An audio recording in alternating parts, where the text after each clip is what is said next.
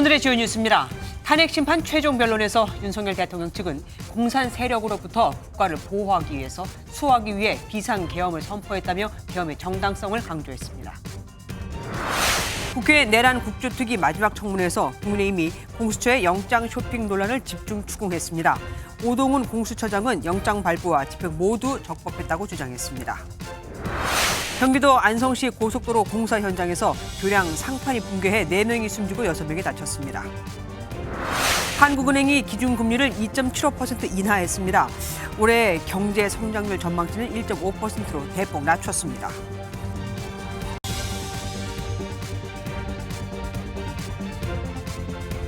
드디어 마지막 날이 왔죠. 지금 헌법재판소에서는 윤석열 대통령에 대한 탄핵 심판 마지막 변론이 이어지고 있습니다. 지금은 양측 대리인단이 그동안의 주장을 종합해 종합 변론을 진행하고 있고 곧 있으면 윤 대통령 본인이 최후 진술을 하게 되는데 윤 대통령이 밤새 고치고 다시 쓰기를 반복했다는 진술문엔 어떤 내용이 담겼을까요? 혹자는 사과가 있을 것이라고, 또 혹자는 하야나 개헌, 조기 대선 얘기가 나와줘야 그나마 국민의힘이 활로를 찾을 것이라며 기대를 하고 있지만 사실 가능성은 높아 보이지 않습니다. 현재 나가 있는 취재기자 연결해서 자세한 내용 알아보겠습니다. 박경 기자, 윤 대통령의 최후 진술 혹시 시작됐습니까? 네, 아직 윤 대통령 최후 진술은 나오기 전입니다. 탄핵 심판 11차 변론 기일은 오늘 오후 2시부터 시작해서 지금도 진행 중인데요. 추가 증거조사를 시작으로 양측 대리인단의 종합변론, 그리고 당사자의 최후 진술 순서로 진행되고 있습니다. 지금 현재는 대통령 측 대리인단의 종합변론이 이어지고 있습니다. 대리인단의 변론이 끝나면 정청래 국회 탄핵소추위원장의 발언이 진행되고요. 이어서 피청구인 본인인 윤석열 대통령의 최후 진술이 시작됩니다. 윤석열 대통령은 오늘 변론 시작대에는 모습을 드러내지 않다가 오후 4시쯤에 구치소를 출발해 현재 심판정에 도착했습니다. 최후 진술의 경우 재판부가 진술 시간 제한을 두지 않았기 때문에 윤 대통령은 충분한 시간을 갖고 입장을 전할 수 있습니다. 예, 윤 대통령 최후 진술을 준비하면서 고심을 많이 했다고 들었습니다. 어떤 내용이 담길까요? 네, 윤 대통령은 직접 작성한 진술문을 통해 대국민 호소에 나설 것으로 보입니다. 지난 주말부터 오늘 오전까지 구치소에서 심사숙고의 진술문을 완성했다고 하는데요. 대리인단이 접견을 신청하고 윤 대통령 본인이 구술과 메모를 전달하는 식으로 작성이 이뤄진 것으로 알려졌습니다. 윤 대통령은 줄곧 비상계엄이 아무런 피해가 없는 경고성 계엄이었음을 강조해왔죠. 이번에도 비상계엄의 불가피성을 강조할 것으로 보이는데 다만 대국민 담화 형태로 사회적 혼란을 불러온 것에 대한 사과 메시지를 전할 것이라는 관측도 나옵니다. 앞서 윤 대통령의 대리인단은 법치주의를 존중한다며 헌재의 결정을 받아들일 것이라는 입장을 비춘 바 있습니다. 윤 대통령 스스로도 결과에 승복하겠다는 뜻을 전할지도 관심이 집중되고 있습니다. 지금까지 헌법재판소에서 전해드렸습니다. 오늘 변론은 총 4가지 순서로 진행됩니다. 먼저 국회 대리인단이 종합변론을 하고, 두 번째 대통령 대리인단이 종합변론을 하고, 세 번째 정청래 위원장이 최후 진술을 하면 네 번째 윤석열 대통령이 최후 진술을 하는 거죠. 지금은 대통령 대리인단의 종합변론이 이어지고 있는데 먼저 나온 진술부터 정리를 해드리겠습니다. 국회 측 대리인단은 2시간에 걸친 변론에서 헌법을 수여해야 할 대통령이 헌법을 파괴하고 군을 정치적 도구로 삼았다며 파면을 촉구했습니다. 계엄의 명분으로 삼았던 부정선거 의혹도 명백한 허위 주장이라고 반박했습니다. 먼저 최희지 기자가 보도합니다. 국회 측 법률대리인단은 이광범 변호사를 시작으로 9명이 번갈아가며 2시간 동안 변론을 펼쳤습니다. 이 변호사는 계엄군을 국회에 투입하는 등 윤석열 대통령이 12.3 비상계엄을 선포해 헌법을 파괴함으로써 스스로가 대통령의 길을 포기했다고 주장했습니다. 또 국민이 모두 지켜본 내란 행위를 음모론까지 제기하며 정당화하고 있다며 비판했습니다. 누가 누구를 계몽하겠다는 것입니까? 법꾸라지 법비의 요설이라는 말까지 나오고 있습니다. 국회 측은 계엄에 동원돼 수사 대상에 오른 군인들을 언급하며 파면이 필요하다고 강조하기도 했습니다. 계엄에 동원된 군인 가운데 30여 명이 수사 대상이 되었다며 군을 정치적 도구로 삼은 대통령이 책임을 져야 한다는 겁니다. 그리고 군대를 내란의 도구로 삼은 군 통수권자에게는 책임을 물어 파면해야 합니다. 윤 대통령 측이 계엄 선포 이유로 들었던 부정선거에 대해서는 대법원 판결 등을 들어 근거 없는 주장이라고 반박했습니다. 법률가인 피청구인이 한 번만이라도 이 판결을 제대로 읽어보았다면 아마 가짜 투표 주장이라는 것이 얼마나 근거 없는지 쉽게 알 수 있었을 것입니다. 국회 측은 윤 대통령이 헌법을 무너뜨리고 민주주의를 위협했다고 입을 모았고 대한민국의 민주주의와 헌법 질서를 회복하려면 대통령을 즉각 파면해야 한다며 변론을 마쳤습니다. MBN 뉴스 최희지입니다. 그 뒤 이어진 윤석열 대통령 측 최종 변론에선 계엄을 선포하게 된 배경에 야당이 있었다. 또한 내란 혐의의 핵심 쟁점인 국회 봉쇄나 국회의원을 끌어내고 체포하라는 지시가 없었으며 국회에 계엄 해제 의결 방해를 한 적이 없었다는 주장이 나왔습니다. 그러면서 그 증거로 국회의장이 월담을 하는 사진을 내놨죠. 월담을 하게 놔뒀으니 국회 봉쇄를 한 게 아니라는 겁니다. 이어서 이혁재 기자가 보도합니다. 윤석열 대통령 측은 더불어민주당 탓으로 비상계엄을 선포하게 됐다며 최종 변론을 시작했습니다. 윤 대통령 측은 야당이 정부 정책과 예산안에 반대하면서 비상사태가 벌어졌다고 강조했습니다. 야당의 검사 등에 대한 탄핵도 계엄 선포의 배경이 됐다고 덧붙였습니다. 이러한 이유들로 대통령이 계엄을 선포하게 된 건 국민에게 현재 상황을 알리기 위함이었다고 설명했습니다. 국헌문란의 핵심이라 할 수 있는 윤 대통령의 국회 봉쇄 지시는 없었다고 주장했습니다. 국회 출입 통제는 대통령 지시로 벌어진 일이 아니라 경찰의 자체적인 판단이라며 조지호 경찰청장에게 탓을 돌렸습니다. 국회의 계엄 해제 의결을 방해하기 위해 국회의원을 끌어내라는 지시 역시 하지 않았다고 밝혔습니다. 국회 봉쇄와 관련해 불리한 진술을 해왔던 곽종근 전 특전사령관의 발언도 신빙성을 의심했습니다. 곽 전 사령관은 탄핵 심판에 증인으로 출석해 분명 끌어내라는 지시가 있었다고 증언했지만 민주당 의원들에 의해 진술이 오염됐다는 겁니다. 국회의원 체포 지시도 없었다며 홍장원 전 국가정보원 1차장이 제출한 메모는 신뢰할 수 없다며 탄핵 공작 주장을 계속했습니다. 국무회의도 있었다며 오영주 중소벤처기업부 장관이 들어오고 5분 만에 계엄 선포가 이루어졌지만 실질적으로는 2시간을 논의했다고 말했습니다. MBN 뉴스 이혁재입니다. 이번 탄핵 심판에선 윤석열 대통령이 법정에 8번이나 직접 출석하면서 유례없는 헌정사상 최초의 기록을 열었었습니다. 11차례의 기일 중 8번, 출석률이 73%나 되는 셈인데 재판에 나온 증인 16명의 증언 하나하나까지 모두 다 큰 관심을 끌었었죠. 이혁근 기자가 그동안 변론 과정의 주요 기록들을 정리해봤습니다. 윤석열 대통령은 총 11번의 변론 기일 중 8차례나 직접 출석했습니다. 현직 대통령이 탄핵 심판에 나온 건 헌정사에서 처음 있는 일입니다. 앞서 탄핵 심판을 받았던 노무현 전 대통령과 박근혜 전 대통령은 출석하지 않고 대리인단을 통해 심판에 참여했습니다. 지난달 김용현 전 국방부 장관을 시작으로 지금까지 16명의 증인을 불러 17차례 증언을 들었습니다. 윤 대통령은 증인들에게 직접 질문을 던지며 작심한 듯 발언을 하기도 했습니다. 실제 아무런 일도 일어나지 않았는데 뭐 지시를 했니, 지시를 받았니, 뭐 이런 얘기들이 마치 어떤 호수 위에 떠 있는 달 그림자 같은 거를 쫓아가는 그런 느낌을 좀. 12월 6일 바로 이 홍장원의 공작과 12월 6일 우리 특전사령관의 김병주 TV 출연부터 바로 이 내란 프레임과 이 탄핵 공작이 저는 시작된 거로 보여지고요. 헌정사상 최초로 한 법정에서 현직 대통령과 국무총리의 대면 신문이 벌어질 수도 있었지만 윤 대통령이 법정 밖으로 나가면서 얼굴을 맞대진 않았습니다. 대통령이 지켜보시는 모습이 좋지 않고 국가 위상에도 좋지 않다고 해서 양해를 구하지 않으시고 퇴청을 하셨습니다. 윤 대통령 측은 헌재의 재판 진행이 매우 편향적이라며 한때 대리인단 총사퇴 가능성을 내비치며 중대 결심을 언급하기도 했습니다. 윤 대통령 탄핵 심판 과정은 17차례 변론을 진행한 박근혜 전 대통령보다는 짧고 7차례 변론 기일을 가졌던 노무현 전 대통령보다는 깁니다.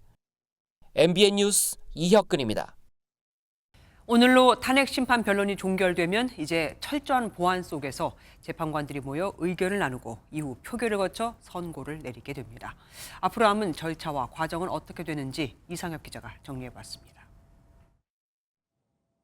헌법재판소 선고까지는 앞으로 3단계를 더 거쳐야 합니다.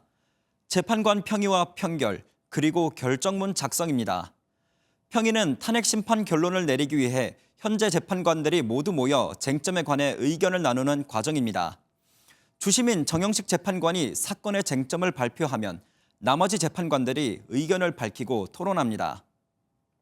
이번 탄핵 심판은 정치적 논란과 여파가 커질 위험이 있어 평의 과정에서 재판관들이 만장일치를 도출하려고 노력할 것으로 예상됩니다.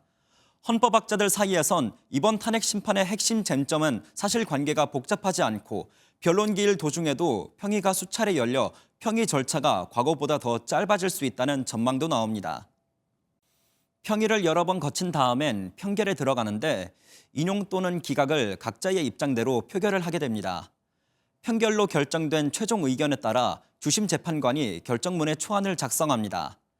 작성된 초안은 선고 전까지 수정 작업을 거치게 되는데 통상적으로 선고를 2, 3일 앞두고 선고 기일을 통지할 것으로 예상됩니다.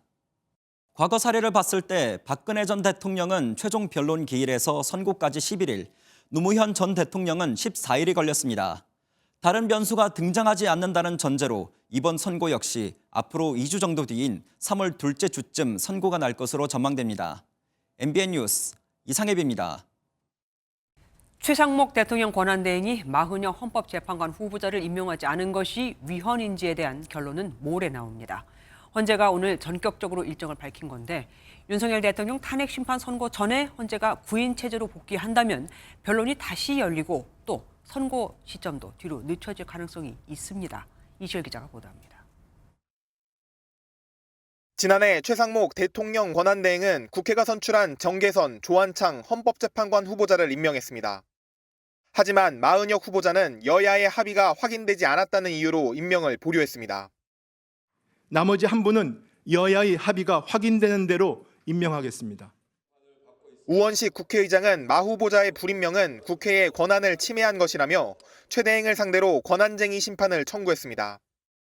헌법재판소는 이번 권한쟁의 심판에 대한 선고를 모레 오전 10시에 내리기로 했습니다. 지난 3일 한 차례 선고가 연기된 지 24일 만입니다. 양측은 지난 10일 열린 추가 변론에서 심판 청구 절차의 적법성을 두고 날선 공방을 벌였습니다. 국회의장은 국회의 의사를 정리할 권한이 있을 뿐 본회의 의결을 거치지 않고 의사를 대표하거나 대체할 수는 없습니다. 국회의사를 피청구인이 침해한 상황에서 국회의장으로서는 그 후속 절차를 진행할 권한과 책임이 있다고 본 것입니다. 헌재가 마 후보자를 임명하지 않은 게 국회의 권한을 침해했다고 판단한다면 최 대행은 마 후보자를 임명해야 합니다. 윤석열 대통령 탄핵 심판이 선고만을 남겨둔 상태에서 헌재가 9명 체제로 복귀할 수 있는 중대 변수가 생겨 결과에 관심이 집중되고 있습니다. MBN 뉴스 이시열입니다. 법조팀 우정환 기자와 자세한 얘기 나눠보겠습니다. 어서 오십시오. 우 기자, 먼저 오늘 마지막 탄핵 심판 변론부터 한번 정리를 해보죠. 양쪽에서 2시간씩 시간이 주어졌잖아요. 네, 그렇습니다. 양측 모두 비상계엄 선포 당시에 국회의 모습을 증거로 내세웠다는 점이 이게 눈에 띄는 점이었습니다. 이 국회 측은 국회 건물 지하 1층에 CCTV 영상을 띄웠습니다. 이 계엄군이 전력을 차단한 뒤 움직이는 모습을 보여준 겁니다. 윤석열 대통령 측에 다소 유리한 듯한 증언을 했었죠. 김현태 육군 특수전사령부 707 특수임무단장, 이 사람의 입장을 반박하는 데 초점을 맞췄습니다. 윤 대통령 측은 국회 모습을 보여주면 오히려 불리할 것 같은데 왜 보여준 겁니까? 이게 윤 대통령 측은 계엄 당시에 이재명 더불어민주당 대표와 우원식 국회의장이 이 담을 넘는 장면을 이제 영상을 재생했습니다. 이게 아무도 없는데 혼자 스스로 월담하는 장면이다. 이렇게 대리인이 설명을 했는데요. 이게 국회 출입이 차단되지 않았다. 이런 증거라는 겁니다.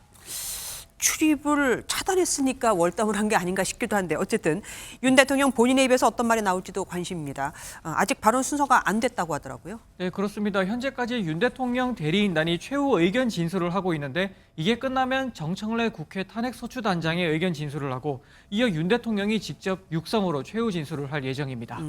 이제 선고만 남았습니다. 그런데 여기서 마지막에 변수가 생겼어요. 조금 전에 갑자기 들어온 소식인데 마은혁 재판관을 임명해야 하느냐 이걸 정하는 선고가 모레로 정해졌습니다. 당연히 윤 대통령 탄핵 심판에도 영향을 미치겠네요. 네, 그렇습니다. 그 재판관이 8명이 되느냐, 9명이 되느냐를 이제 가르는 만큼 네. 영향을 줄 수밖에 없습니다. 네네.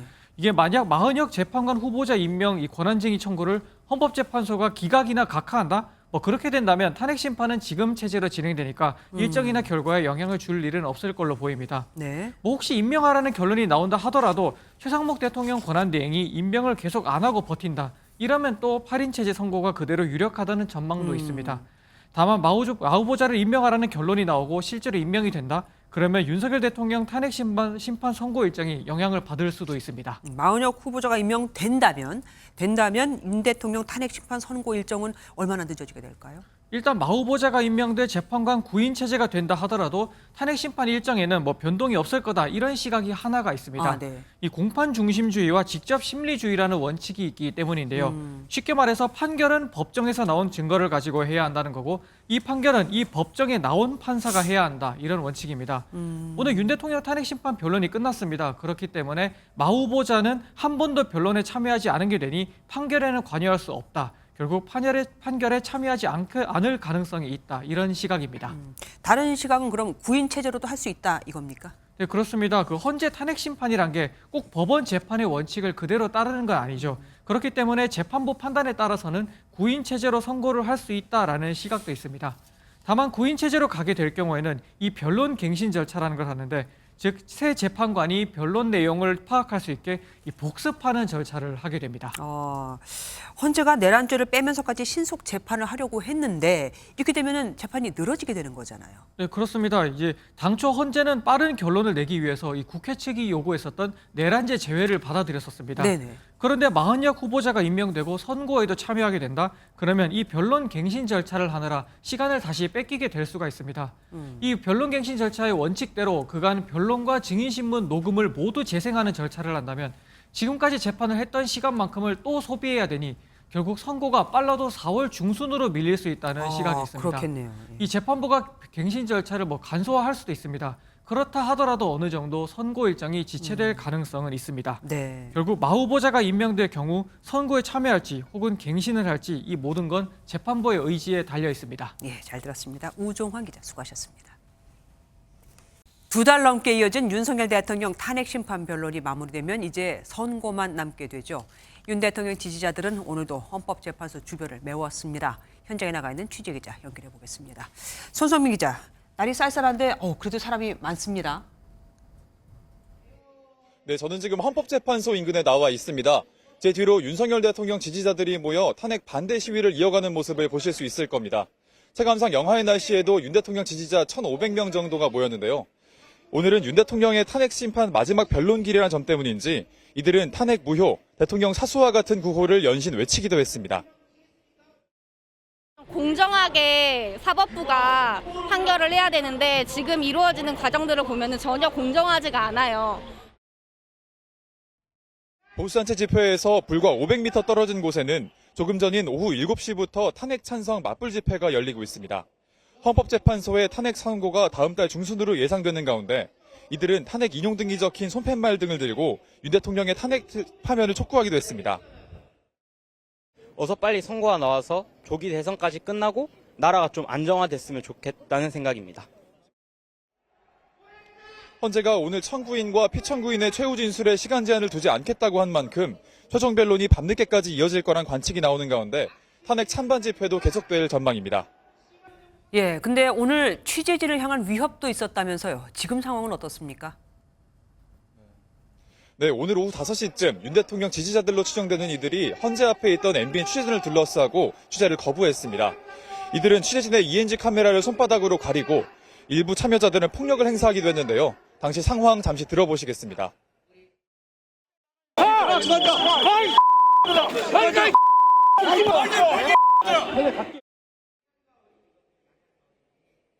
당시 현장에 있던 경찰의 도움으로 현장을 가까스로 빠져나왔는데 일부 지지자들의 폭력성은 우려스러운 수준이었습니다. 현재 경찰은 180대가량의 경찰버스와 기동대를 포함한 약 4,000명 경력을 헌재와 안국역 일대 곳곳에 배치했는데요. 서울 서부지법 사태와 같은 돌발 상황이 벌어지지 않을지 경계를 한층 강화하는 모습이었습니다. 지금까지 헌법재판소 인근에서 MBN 뉴스 손성민입니다. 오늘이 지나면 이제는 헌법재판소의 시간만 남게 되죠. 더불어민주당은 지금 대한민국이 파면이냐 파멸이냐 갈림길에 서 있다. 파면이 아니면 파멸이다라며 헌재 탄핵안 인용을 압박했습니다. 이재명 대표는 탄핵 심판 선고 전 열리는 주말 장외 집회도 나가기로 했습니다. 표선우 기자가 보도합니다. 민주당은 윤석열 대통령의 파면만이 국가 정상화와 민생경제 극복의 길이라고 소리를 높였습니다. 탄핵 심판이 마무리되고 최종 선고만 남은 상황에서 헌재를 향해 현명한 판단을 내려달라고 강조했습니다. 대한민국은 지금 파면이냐 파멸이냐 이 갈림길에 서 있습니다. 윤석열 파면으로 국가 정상화로 가느냐, 윤석열 복귀로 국가 파멸로 가느냐, 두 갈래 길 중에 선택해야 합니다. 국민의 눈높이를 내세워 헌재를 압박하는 동시에 국민의힘을 향한 비판도 늦추지 않았습니다. 아직도 내란 수괴를 옹호하며 극우의 길을 걷고 있다며 여당도 심판받아야 한다고 주장했습니다. 또 벌써부터 극우 세력의 선동이 포착되고 있다며 윤 대통령 측과 극우 세력이 탄핵 선고에 불복할 가능성에도 거듭 우려를 나타냈습니다. 윤석열 본인의 책임이다. 탄핵 심판을 인용해달라. 겸허히 수용하겠다라고 발언하기를 국민의 한 사람으로서 바라고 또 바랍니다. 민주당은 헌재 선고 전까지 장외 집회를 벌이며 여론전에 총력을 다한다는 계획인데 이재명 대표도 이번 주말 집회에 나설 것으로 보입니다. MBN 뉴스 표선우입니다. 국민의힘 지도부는 그동안 윤석열 대통령의 비상계엄 조치가 바람직하지 못했다며 수차례 사과의 뜻을 밝혀왔죠. 윤 대통령은 정당한 비상계엄이었다고 주장해왔지만요. 국민의힘은 최후 변론에서만큼은 윤 대통령이 대국민 사과를 해줬으면 하는 마음이 간절한데 그래야 조기 대선이 열릴 경우 조금이라도 중도층을 끌어올 수 있을 테니까요. 그런데 대통령이 과연 그렇게 해줄까요? 애타는 국민의힘 분위기는 김도형 기자가 살펴봤습니다. 국민의힘은 그동안 윤석열 대통령의 비상계엄 조치에 수차례 사과의 뜻을 밝혀왔습니다. 권성동 원내대표는 윤 대통령도 최후 변론에서 비상계엄에 대한 진솔한 사과를 내놓길 기대한다고 밝혔습니다. 비상계엄 선포로 인해서 국민들에게 커다란 불평과 전국의 불안정을 가져다 준 점에 대해서 진솔한 그런 대국민 사과 내지 진솔한 심정이 들어가야 될 것이고 그러면서 탄핵 선고로 나라가 분열되면 안 된다고 덧붙였습니다. 윤 대통령이 당과 함께 비상계엄 조치에 대한 정치적 책임을 지고 통합 메시지를 낼 때란 취지입니다. 여권 관계자는 윤 대통령이 지지층만 바라보는 강성 메시지를 낸다면 당이 중도층 민심을 잡기가 더 어려워진다고 설명했습니다. 국민의힘 다수의 의원들도 이런 뜻을 윤 대통령 측에 전달한 것으로 전해졌습니다. 다만 윤 대통령이 이를 받아들이지 않을 수 있다는 우려의 목소리도 나옵니다. 한 친윤계 중진은 윤 대통령이 지도부 의견을 묵살할까 우려된다면서 대통령이 개헌이나 조기 대선을 언급해줘야 당이 움직이기 편해질 것이라고 밝혔습니다. 윤 대통령이 임기 단축을 전제로 한 개헌과 같은 깜짝 카드를 던지는 것보단 대국민 사과 메시지로 전국 수습 의지를 보여주는 게 필요하다는 당내 목소리도 나오고 있습니다. MBN 뉴스 김도형입니다. 탄핵 심판과는 별개로 지금 국회에선 내란 혐의 진상규명 국정조사가 이루어지고 있죠. 오늘도 여야는 공수처의 영장 쇼핑 의혹을 두고 충돌했습니다. 윤석열 대통령에 대한 영장 청구를 왜 서울중앙지법이 아닌 서울 서부지법에 했냐는 건데 오동훈 공수처장, 중앙지법에 먼저 영장 청구를 하고 이를 밝히지 않은 건 인정한다면서도 영장 청구에 전혀 문제가 없었다고 맞받았습니다. 백길종 기자입니다. 영장 쇼핑 의혹의 핵심은 공수처가 윤석열 대통령 관련 영장을 서울중앙지법에 청구했다가 기각되자 서울서부지법에 청구해 발부받았다는 겁니다. 국회 내란 국조특위 마지막 청문회에서 국민의힘과 더불어민주당은 공수처 수사의 적법성을 두고 정면 충돌했습니다. 중앙지법에서 모든 영장이 기각되니까 바로 대통령 영장 허가해줄 진보 성향 판사 찾아가지고 영장 쇼핑했다. 대통령 윤석열을 직접적 타켓으로 하는 압수수색 영장이나 통신 영장은 아니었다는 거죠. 오동훈 공수처장은 윤 대통령 관저가 서울 용산구에 있기 때문에 서울 서부지법에 체포영장을 청구한 것이라고 해명했습니다. 지금 범죄지가 전부 다 지금 여의도 또는 지금 대통령실, 대통령 관저이고 대통령에 대해서는 또 서부법원의 관할이 있고. 다만 서울중앙지법에 윤 대통령에 대한 통신영장을 청구하고도 영장 청구 사실이 없다고 국회에 답변한 것을 두곤 적절하지 않게 답변이 나간 건 인정한다고 한 발 물러섰습니다. 이에 국민의힘은 김용현 전 국방부 장관과 여인영 전 방첩사령관의 경우 관련 영장을 주거지에 따른 관할법원이 아닌 서울중앙지법에 청구했다고 재차 지적했습니다. 중앙에 계속 청구해 왔으면은 사건별로 관할이 있기 때문에 중앙에 계속 청구를 하는 겁니다. 다소 좀 명확하지 않은 측면이 있지만은 그 뒤에 수사가 진행되면서 서부법원, 동부법원 이렇게 나누어서 윤 대통령에 대한 탄핵 심판 절차가 마무리되는 가운데 공수처의 영장 쇼핑 의혹을 두고 여야의 공방은 한동안 계속될 것으로 보입니다. MBN 뉴스 백길종입니다. 대통령 경호처와 검찰을 향한 야당의 비판도 쏟아졌습니다. 대통령이 법무부 호송 차량을 타지 않고 경호차를 타고 있다는 의혹 제기부터 김건희 여사와 조태용 국정원장 사이의 문자가 명태균 씨를 감시하라는 지시였을 수 있다. 또한 명태균 게이트와 관련해 대통령 부부를 소환해야 한다는 주장까지 이어졌습니다. 검찰은 뭐라고 답했을까요? 장가희 기자가 보도합니다.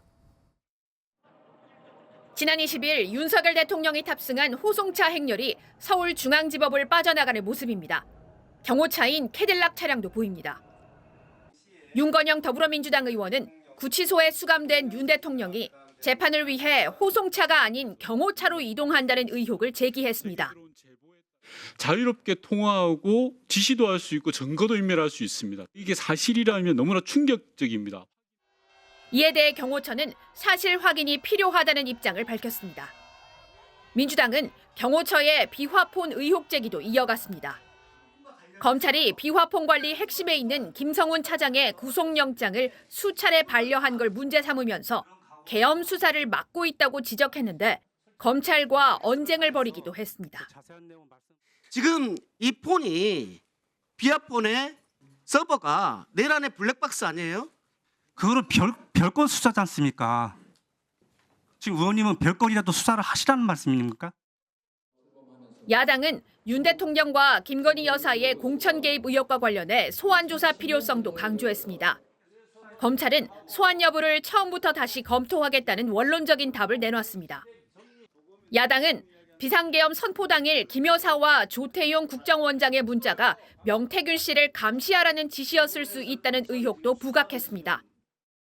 2달간 가동된 국회 내란특위가 오는 28일 활동을 마치는 가운데 12.3 비상계엄의 원인 규명 등 당초 목표를 얼마나 달성했을지 결과 보고서에 관심이 쏠립니다. MBN 뉴스 장가희입니다.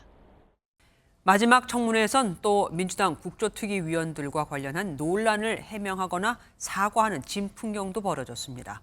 박선원 민주당 의원은 정치인 체포 명단을 정리한 일명 홍장원 메모를 자신이 가피를 했다는 의혹에 대해 강하게 반박했고, 김병주 의원은 윤석열 참수라고 적힌 칼을 든 지지자와 사진을 찍은 데 대해 사과하기도 했습니다. 조희로 기자입니다.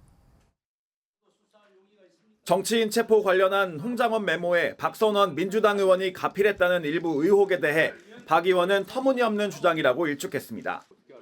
계엄 이후 국회를 떠나지 않았고 홍 차장과 만난 적도 통화한 적도 없다며 필체까지 비교했습니다. 홍장원 메모와 박선원 메모 필체 보입니까? 한글을 읽을 줄 아는 사람은 다 알아요. 이게 어떻게 갔습니까? 국민의힘은 특위에서 문제를 삼은 게 아니라고 맞받았습니다. 왜 혼자서 그렇게 난리치세요? 아니, 우리 위원회에서 누가 문제를 삼았어요? 그럼 나가서 언론에다가 얘기하세요. 그러면서 김병주 민주당 의원이 윤석열 참수라고 적힌 모형 칼을 든 지지자와 사진을 찍은 걸 문제 삼았습니다.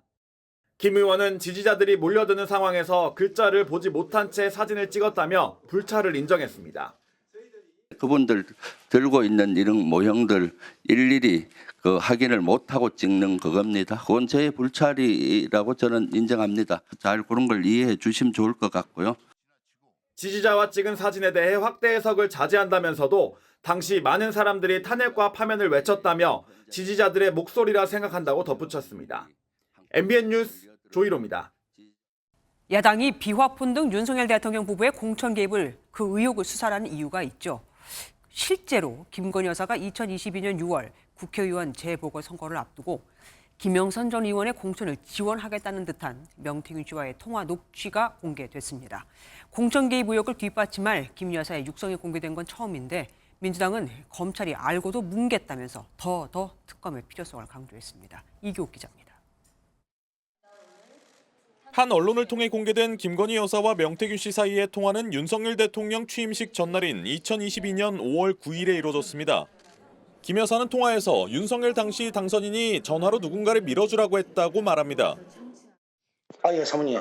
여보세요? 네네. 네, 당선인이 지금 전화를 했는데, 예. 하여튼 당선인 이름 팔지 말고 그냥 밀으라고 했어요, 지금 전화해서. 이어 김 여사는 당시 윤핵관으로 불리던 인사들이 공천을 반대하고 있지만 잘 될 거라 안심시키기도 합니다. 권성동하고 저기 윤한영이가 반대하더만 보니까, 그렇죠? 하여튼 너무 걱정하지 마세요. 잘 될 거예요. 김영선 전 의원 공천에 개입한 정황으로 볼 수 있는 건데 민주당은 앞서 이 통화가 있기 전 이뤄진 당시 윤 당선인과 명 씨 사이 통화 녹취도 공개한 바 있습니다. 김영선이 경선 때도 열심히 뛰었으니까 너는 김영선이 좀 해줘라 그랬는데 그게 말이 많네. 민주당은 수사 단계에서 이를 인지했을 검찰이 그동안 사건을 뭉갰다고 주장했습니다. 민주당은 진상규명을 위해 특검이 반드시 필요하다며 최성목 권한대행을 향해 국회 본회의를 통과할 명태균 특검법을 거부하지 말라고 압박했습니다. MBN 뉴스 이교욱입니다. 이렇게 야당이 명태균 특검법을 밀어붙이고 있지만 여당의 태도는 확실합니다. 절대 안 된다는 거죠. 야당의 특검법안에 따르면 수사 과정에서 인지된 사건도 수사를 할 수 있는 만큼 여권 전체가 수사 대상이 될 수 있기 때문입니다. 미리 거부권을 건의할 거라고 하지만 사실 국민의힘 안에서는 불안감이 여전합니다. 후에 혹시 조기 대선을 치르게 되면 경선을 해야 하는데 그 과정에서 상대방의 약점을 끄집어내기 위해 명태균 씨 이름이 오르내리게 되면 단일 대우가 흐트러질 수 있거든요. 유호정 기자가 보도합니다. 야당의 명태균 특검법 처리 압박에 국민의힘은 제2요구권 행사 건의로 맞섰습니다. 정치권 전체를 수사할 수 있는 만능 수사법이고 상당히 부정적인 영향을 미칠 수 있는 건이라 당연히 제2요구권 행사하도록 요청할 생각입니다. 공천 과정 전반을 수사 대상으로 삼는 건 정당 정치 근본을 흔드는 위헌적 행위라는 게 여권의 주장입니다. 특히 수사 과정에서 인지된 사건도 수사 대상에 포함된다는 점에서 유력 대권 주자들은 물론 여권 전체를 겨냥한 아니면 말고식 대선용 악법이라는 반발도 거셉니다. 민주당이 국민의힘을 직접 수사하는 특별수사본부를 설치하겠다는 것과 다름없습니다. 유력 대선 주자를 포함해 국민의힘 의원 전원을 수사 대상으로 하여 최상목 권한대행이 여야 미합의를 이유로 내란 특검법에 거부권을 행사한 전례를 감안하면 이번에도 마찬가지일 거란 전망에 무게가 실립니다. 명태균 리스크에서 상대적으로 자유로운 친한계조차 관련 특검법에는 선을 긋고 있습니다.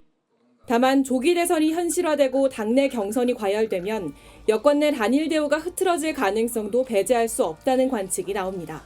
MBN 뉴스 유호정입니다. 이 와중에 여권 차기 대권 주자 중 한 명인 한동훈 전 국민의힘 대표의 정계 복귀가 임박했다는 관측이 나오고 있죠. 그런데 자서전이 나오는 내일은 공교롭게도 민주당 이재명 대표의 선거법 항소심 결심 공판 날이기도 합니다. 일부러 콕 집어 이날을 잡은 걸까요? 대표 시절 줄곧 이재명 대표 사법 리스크에 집중했던 한 전 대표가 이 대표 재판에 대한 입장을 내는 것도 검토하고 있는 것으로 확인이 됐습니다. 사실상 정계 복귀 첫 메시지가 되는 거죠. 최돈희 기자가 단독 보도합니다. 머지않아 찾아뵙겠다. 한동훈 전 국민의힘 대표가 탄핵안 가결에 대한 책임론에 밀려 당대표에서 물러난 지 2달 만에 정계복귀 시사입니다. 이후 자서전 출간 일정까지 알려지면서 복귀가 임박했다는 관측이 나오고 있습니다. 그런데 자서전 출간과 민주당 이재명 대표 선거법 항소심 결심 공판이 공교롭게 겹치면서 미묘한 파장이 일고 있습니다. 취재 결과 한 전 대표는 이재명 사법 리스크에 대한 입장을 검토하고 있는 것으로 알려졌습니다. 정치 현안에 대한 언급은 이번이 처음으로 사실상 정계복귀 첫 메시지입니다. 지난 총선과 22대 국회에서 이재명 대표에 맞섰던 여당 사령탑의 존재감을 환기시키려는 의도로 보입니다. 대선의 민의를 바꾸려고 하고 실제로 그 일정 부분 효과를 거뒀기 때문에 대단히 죄질이 나쁜 것이었죠. 또 조기 대선이 현실화될 경우 여당의 대야 전략인 반 이재명 여론의 주도권을 선점하겠다는 계산도 깔려 있습니다. 친한계 한 인사는 한 전 대표의 복귀 시기는 이르면 다음 주쯤으로 예상된다면서 복귀 방식은 다각적으로 고민하고 있다고 전했습니다. MBN 뉴스 최동입니다. 오늘 오전 세종 포천 간 고속도로의 다리를 만드는 공사 현장에서 교량의 대들보 역할을 하는 빔이 잇따라 무너졌습니다. 교량 위에서 작업하던 인부 4명이 숨지고 6명이 다치면서 당국은 소방동원령을 발령했죠. 국가소방동원령은 재난이 발생할 우려가 현저히 높거나 재난이 발생했을 때 전국의 소방력을 재난 현장에 동원하는 겁니다. 먼저 김명현 기자가 보도합니다. 한 차량이 공사 중인 교각 아래 도로를 통과합니다. 잠시 뒤 교각과 교각 사이 대들보 역할을 하는 긴 빔이 V자를 그리며 그대로 주저앉습니다. 인근 마을에서 찍힌 CCTV는 더 선명합니다. 다리 한쪽 끝부분이 희뿌연 연기와 함께 휘어지더니 엿가락처럼 무너져 내립니다. 6개의 빔들이 무너져 바닥으로 내려앉는 데는 불과 6초밖에 걸리지 않습니다. 세종 포천 고속도로의 천안 안성 구간 다리 공사 현장에서 대형 붕괴 사고가 발생했습니다. 당시 교각 위에 있던 작업자 10명이 바닥으로 추락해 잔해에 매몰됐습니다. 사고 현장입니다. 이렇게 곳곳에 콘크리트 잔해와 철근이 뒤엉켜 있어 당시 처참했던 상황을 그대로 보여주고 있습니다. 원도 꽝 하면서 소리 엄청 컸어요. 대여섯 명 이렇게 위에 걸어다니는 저 여기서 일하니까 보이거든요. 이 사고로 4명이 목숨을 잃었고 6명은 중경상을 입었습니다. 사고 현장 인근에는 주택들이 있었지만 파편이 덮치지는 않았습니다. 경찰은 현장 감식과 관련자 조사를 통해 사고 원인을 규명할 예정입니다. MBN 뉴스 김영현입니다. 오늘 사고는 높이 50m가 넘는 콘크리트 교각 위에서 일어났습니다. DR 거더라는 공법으로 교각과 교각 사이에 빔을 얻는 공사가 진행 중이었는데요. 제대로 고정되지 않은 빔이 교각 뒤쪽으로 빠지면서 사고가 난 것으로 추정됩니다. 구체적으로 어떤 공법이고 또 어디서 문제가 생긴 건지 전민석 기자가 알아봤습니다. 사고 직전 현장에선 거더로 불리는 빔 6개를 교각 사이에 얻는 작업이 진행됐습니다. 빔은 교각 사이에 놓여 아스팔트 도로판을 떠받치는 대들보 역할을 하는 구조물입니다. 빔을 제자리에 놓는 장비인 런처가 뒤로 빠지려던 순간 빔이 V자로 꺾이는 동시에 도미노처럼 차례로 주저앉으며 사고가 일어났습니다. 제 뒤로 보이는 파란색 장비가 런처인데 사고로 뒤틀린 채 교각 위에 위태롭게 걸쳐져 있습니다. 현장의 공사 방식은 DR 거더 런칭 공법으로 확인됐습니다. 교각이 높아 크레인으로 거더를 위로 들어 올리기 어려운 공사 현장에서 런처를 이용해 거더를 옆으로 밀어내며 설치하는 공법입니다. 사고 현장 역시 50m가 넘는 높이여서 거더 런칭 공법이 채택됐습니다. 거더 설치는 교량 건설에서 가장 위험하고 민감한 작업으로 꼽힙니다. 완전히 분리되지 않은 상태였기 때문에 거더를 뒤로 당겨버린 거예요. 거더는 그저 50cm 전후밖에 안 걸려 있어요. 그런데 그게 뒤로 빠져버리면 밑으로 뚝 떨어지죠. 현장 작업자가 런처 운전자에게 거더 분리 상태를 정확히 전달했는지 소통 오류 여부를 확인할 필요가 있습니다.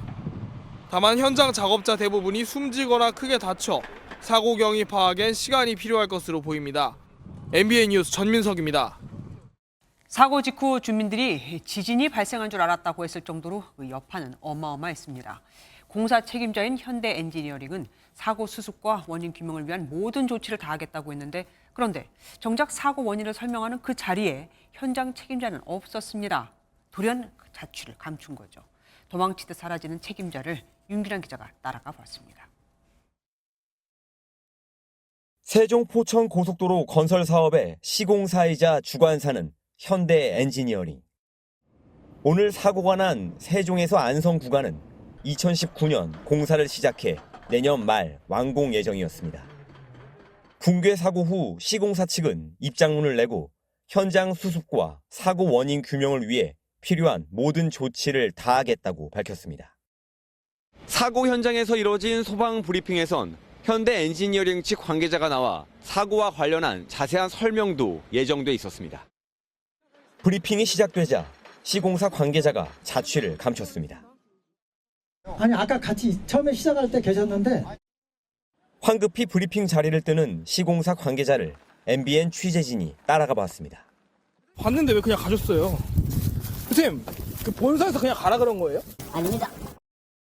현장에서 항의가 계속되자 현대 엔지니어링 측은 해당 관계자를 여러 기관에서 불러 부득이 자리를 떠야 했다며 사과의 뜻을 밝혔습니다.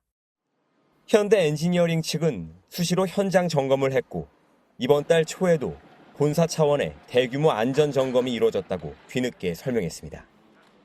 시공사의 이 같은 설명에 공사 발주처인 한국도로공사는 안전 점검이 제대로 이행됐는지 확인 중이라고 밝혔습니다. MBN 뉴스 윤기란입니다. 김해공항에서 일본 오키나와로 향하던 여객기가 급히 회항하는 일이 벌어졌습니다. 이륙 직후 엔진에서 큰 소리가 들렸기 때문인데 불꽃을 봤다는 승객들도 있습니다. 안 그래도 얼마 전 일이 있었던 무한 제주항공 참사와 같은 기종이어서 승객들 크게 놀랐습니다. 홍조 기자가 보도합니다. 김해국제공항에서 일본 오키나와로 향하던 진에어 여객기 LJ371편에서 문제가 생긴 건 오늘 오전 8시 40분쯤입니다. 이륙 직후 엔진에서 큰 소음이 들렸고 불꽃이 튀는 것 같다는 신고도 접수됐습니다. 정확한 원인이 확인되지 않으면서 기장은 안전사고 예방을 위해 회항을 결정했습니다. 거제도 상공을 맴돌며 연료를 소진한 여객기는 9시 56분쯤 김해로 돌아왔습니다.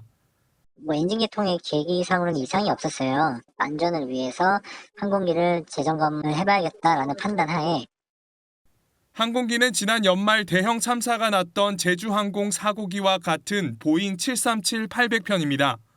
현재 보잉 737-800 기종은 저비용 항공사를 중심으로 101대가 운항 중입니다. 여객기에는 모두 183명의 승객이 타고 있었는데 2명을 제외한 나머지 승객들은 대체 항공편으로 11시 20분쯤 오키나와로 다시 출발했습니다. 진에어 측은 소리가 난 이유와 실제 불꽃이 있었는지 여부 등을 항공기 정밀 검사를 통해 확인할 예정입니다. MBN 뉴스 홍지호입니다.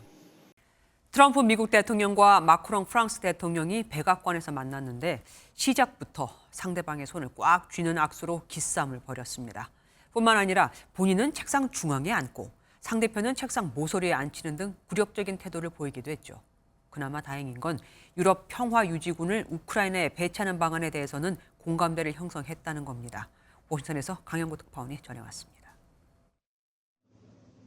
우크라이나 종전 협상 시작 후 트럼프 대통령이 서유럽 정상 중 처음으로 마크롱 프랑스 대통령을 만났습니다. 첫 만남부터 두 정상은 손을 맞잡고 기싸움을 벌이더니 이번에는 마크롱 대통령이 오히려 트럼프 대통령의 손을 힘껏 잡아당기고 무릎까지 툭 칩니다.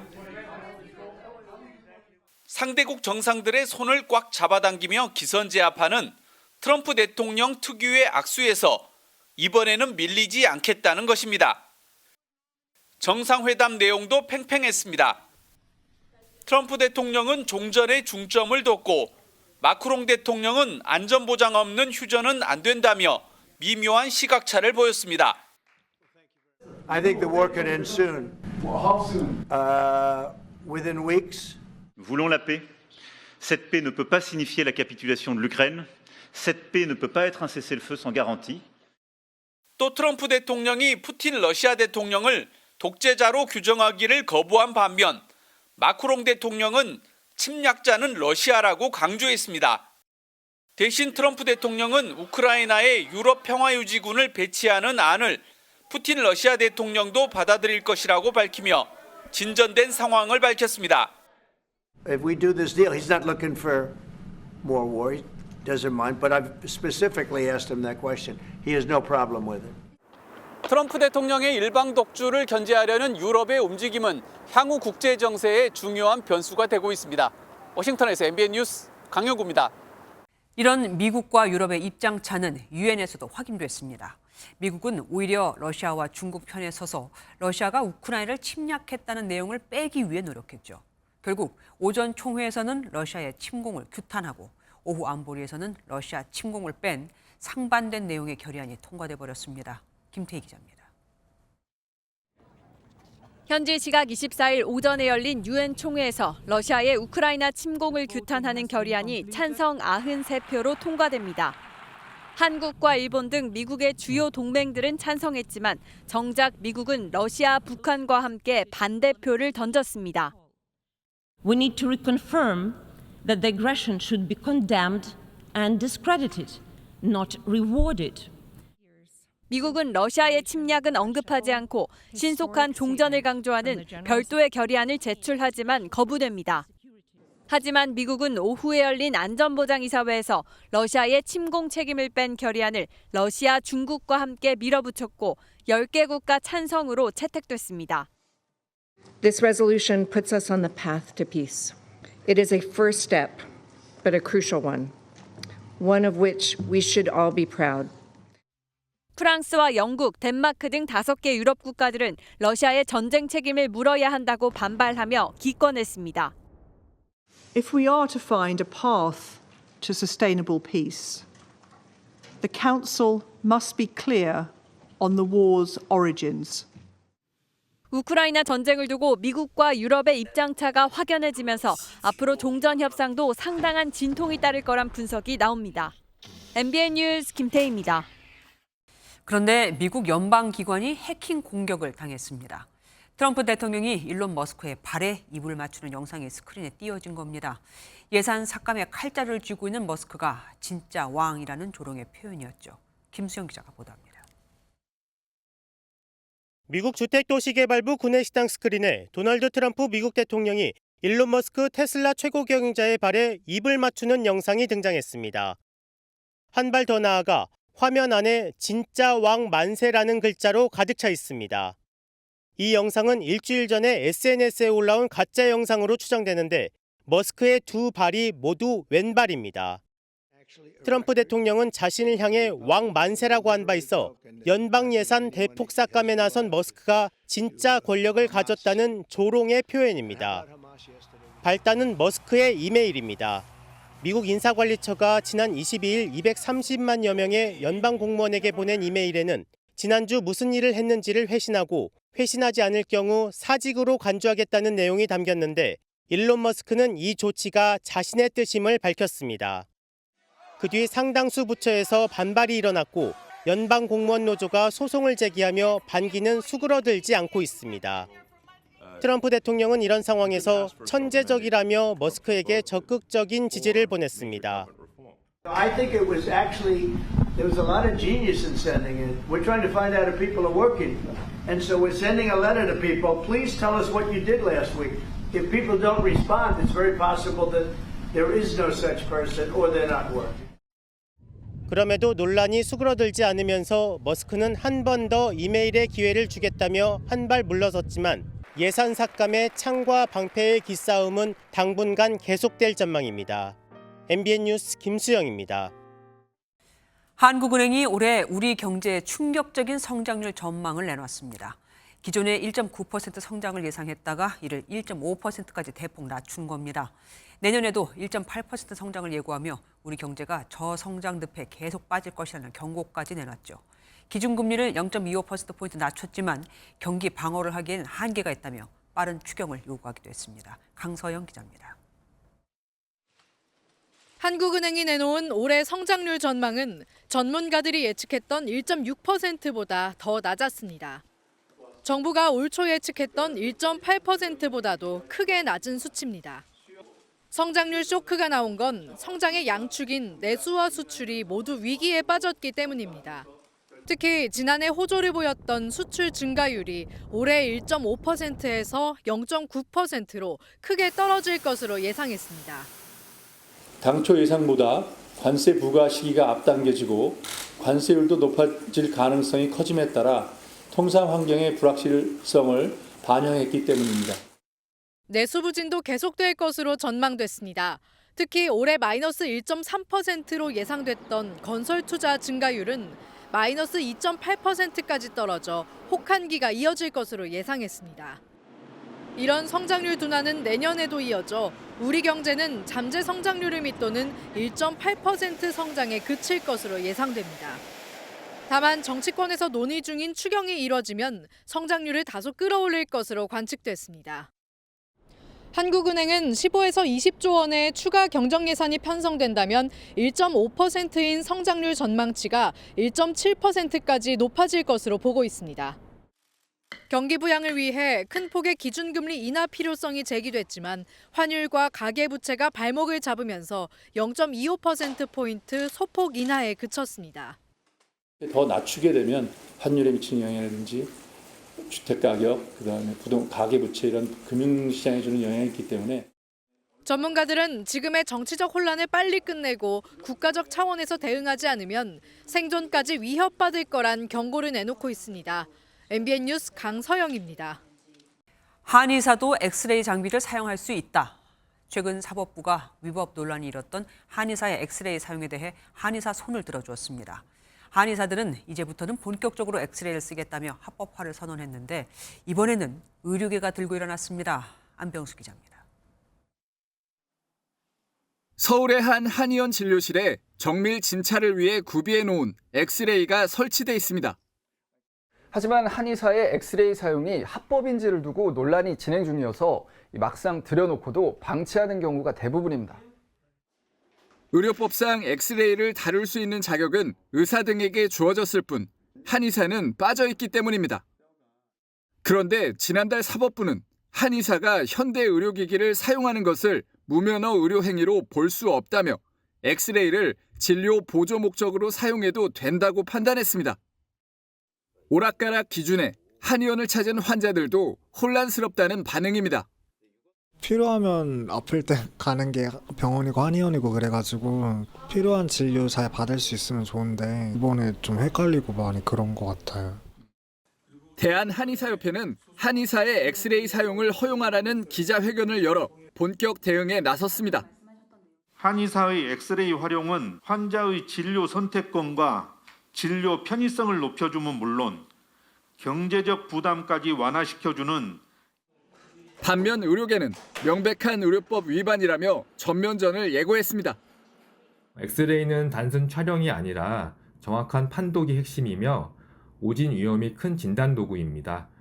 한의사가 엑스레이를 사용할 경우 잘못된 판독으로 환자 안전이 심각하게 위험받을 수 있습니다.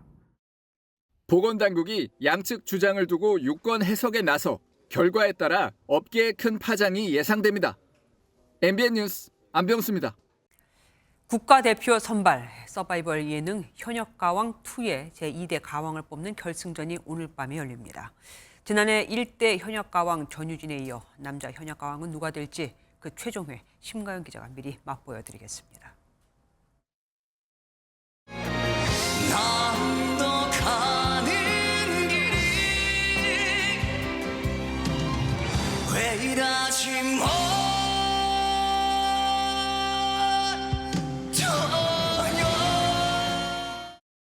웅장한 대국으로 대국민 투표 1위를 기록한 박서진부터 독특한 음색으로 신곡을 감성적으로 담아낸 강문경까지 태극마크를 향한 현역 가수들의 가창력 대결로 매주 화제를 모아온 현역가왕2가 최종회 결승전만을 앞두고 있습니다. 단 한 명의 가왕을 가릴 두 번째 미션은 현역의 노래.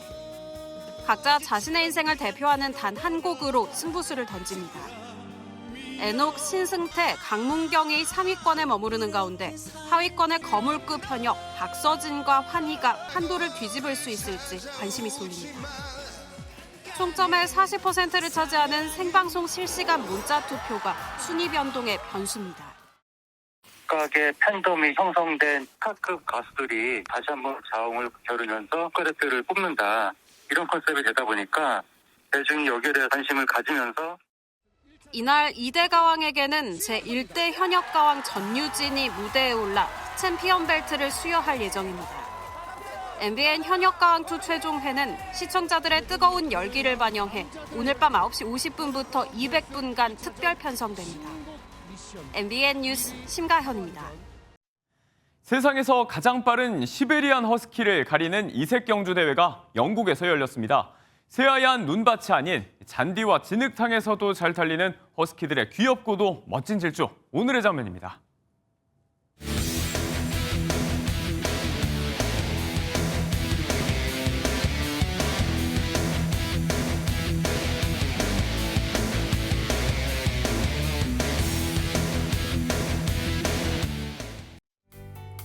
(2월의) 끝자락에서 봄 기온이 감돌고 있습니다. 내일도 서울 한낮 기온은 영상 7도까지 오를 텐데요. 따뜻한 남서풍이 지속적으로 유입되면서 주 후반에는 서울 한낮 기온이 13도까지 오르는 등 3월 중하순만큼이나 따뜻하겠습니다. 중국에서 발원한 황사가 우리나라로 유입되고 있습니다. 이 황사의 일부가 내일 전국적으로 영향을 주겠는데요. 그래도 오후부터는 청정기류가 유입되면서 먼지가 오래 머무르지는 않겠습니다. 대기는 여전히 건조합니다. 동풍이 태백산맥을 넘으면서 지속적으로 고온 건조해지고 있는 건데요. 영동 지역으로는 강풍주의보도 내려졌습니다. 작은 화재가 번져서 큰 산불로 이어질 수 있는 만큼 불씨 관리 잘해주셔야겠습니다. 내일 하늘은 맑게 드러나겠습니다. 중부지방 아침 기온은 서울이 영하 2도로 출발해서 한낮 기온은 영상 7도까지 오르겠고요. 남부지방 낮 기온도 광주가 10도, 창원과 부산 12도까지 올라서 일교차가 크겠습니다.